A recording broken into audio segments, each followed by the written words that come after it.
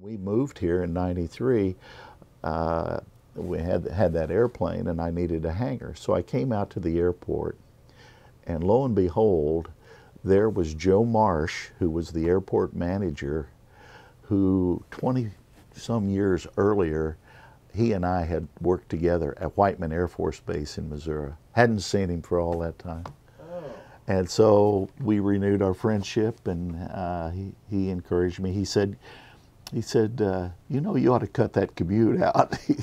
He said, I'm getting ready to retire. Why don't you throw your hat in the ring here at Easton? And I did, and the rest is history. We have a great balance between the corporate and you know, the executive aircraft and the home builts. We've got a really nice contingent of vans, RVs, aircraft that are here, and that's one of the things that I think has been responsible for our success at this airport. As you know, we're a county enterprise, and this airport has not received a single Talbot County tax dollar since 1993. Actually, was the last year, and we run it like a business, and we're very fortunate.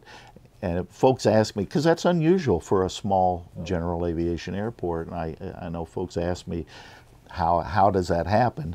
And I fall back on the real estate salesman's mantra: location, location, location. Because we're access aviation gateway to the Eastern Shore. People want to be here. Yeah. The expansion may not be exactly the correct term.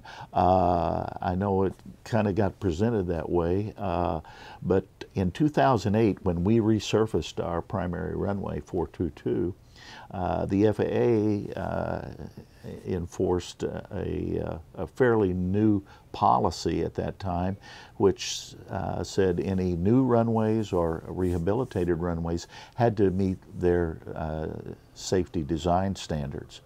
And what that meant, if you've been parked up here at Black Dog and 50, we had to displace the threshold in order to provide for the safety. You lose under 5,000 feet. Well, a good example would be Netjets.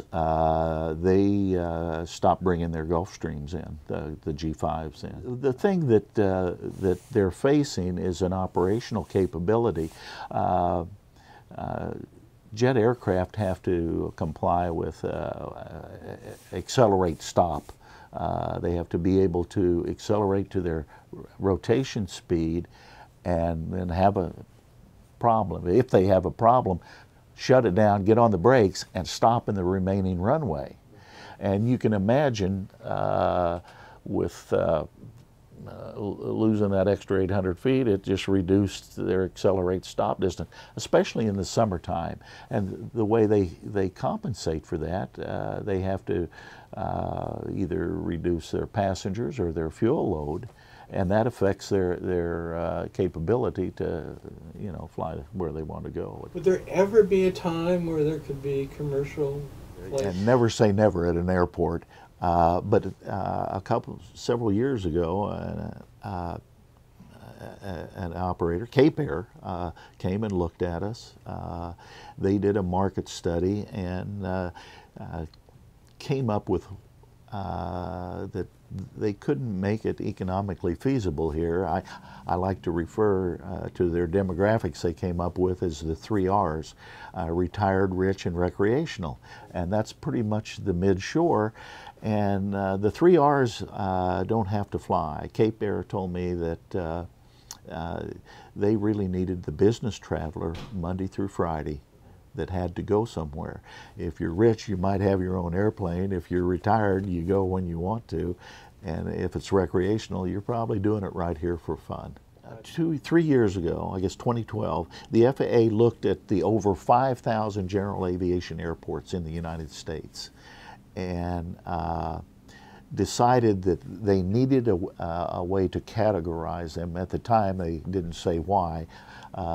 But they looked at them and they came up with 4 categories: national, regional, local, and limited. And the criteria had to do with proximity to major metropolitan areas, number of runways, number of jets. There were a pretty good list of what they looked at when they categorized these. And out of that 5,000, a little over 5,000 general aviation airports, 87 of them in the United States were identified as national airports, and Easton was one of them. And what that means to us is, afterwards we found out after the study was done, is it certainly gives us a leg up on getting grants through the Airport Improvement Program. So we're very fortunate in that respect. The other thing that I would maybe like folks to know is that I just got the economic impact study that Maryland Aviation Administration sponsored. It was, I guess, done in 2012, and then they just released this one. And our economic impact to the community, the mid-shore here, is 483 jobs at the airport. 274 actually work here. But they're looking at direct, induced, and indirect. It was 483 jobs. Our business revenue from 2012 until the time the study was done, actually last year, doubled, went from $21 million to $42 million a year generated here. Personal income was about $21 million. That was the wages paid here. And then state and local taxes paid was a little over $2 million. So, you know, I think a lot of times people drive by, they don't think about it, but this airport is an economic engine for the community. And the fact that it doesn't cost the taxpayers a dime really makes it a good buy.